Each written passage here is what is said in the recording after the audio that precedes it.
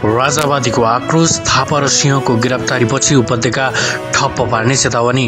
राप्रपा नेपालका अध्यक्ष कमल थापा र सांसद दीपक सिंहलाई प्रहरीले बर्बरतापूर्वक पक्राउ गरेपछि राजावादी समूहले सरकार विरुद्ध कडा विद्रोहको घोषणा गरेको छ। संयुक्त जनआन्दोलन समितिले जेठ 19मा उपत्यका पूर्ण रूपमा ठप्प पार्ने बन्दको आह्वान गरेको छ।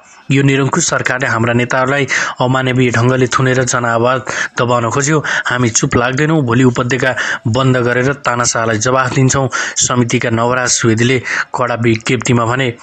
आइतबार नारायण चौरबाट बालुवाटारतर्फ शान्तिपूर्ण मार्च गर्दा प्रहरीले थापा सिंहसहित कार्यकर्ताहरूलाई क्रूर रूपमा पक्राउ गरेको थियो।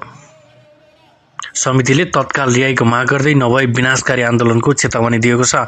यो बन्द हाम्रो चेतावनी हो। सबै सहयोग दललाई टोल र चोकमा उत्रन आग्रह गर्छु, सुवेदीले भने। राजावादीले राज संस्था पुनर्स्थापन नभएसम्म आन्दोलन जारी राख्ने बताएका छन्।